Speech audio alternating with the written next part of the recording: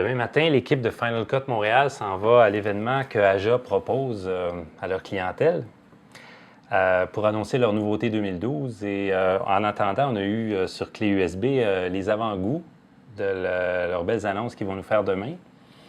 Ce qui nous a sauté aux yeux comme quelque chose de bien intéressant, c'est... Dans le fond, c'est les nouveautés au niveau des Keypro. On a le Keypro Quad qui ressemble drôlement à un Keypro Mini. À la différence, premier regard, il y a un moniteur vidéo, ce qui est vraiment intéressant pour pouvoir enfin monitorer des shots sur un plateau de tournage. Mais le mot quad du Keypro Quad, c'est que le Keypro permet d'enregistrer en 4K, qui est une nouveauté assez majeure au niveau des enregistreurs numériques. Sinon, dans les autres nouveautés, tout le temps dans la famille des Keypro, il y a le Keypro Rack, qui est en fait une alternative au deck dans les régies ou dans les mobiles. Alors, c'est une unité 1U qu'on peut mettre dans le rack mount avec les autres magnétoscopes ou les serveurs.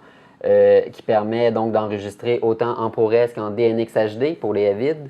La particularité de l'appareil, c'est qu'on a 2 disques, donc le même format de disque dur que le Keypro original. Mais on peut insérer 2 disques dans le Keypro Rack. Troisième nouveauté qu'Aja nous propose cette année, c'est un tout petit convertisseur qui s'appelle le T-Tap. Et c'est un appareil qui permet de transformer un signal par connecteur Thunderbolt vers des connecteurs HDMI ou SDI, en HD SDI. Alors, ces produits-là et tous les autres produits d'Aja, on va les redécouvrir aussi cette semaine quand on va aller visiter le booth de Aja pour découvrir plus en profondeur les nouveautés qu'on vient de vous parler et probablement voir aussi les autres produits. Mathieu va être en entrevue avec un des représentants d'Aja. Donc, c'est à suivre.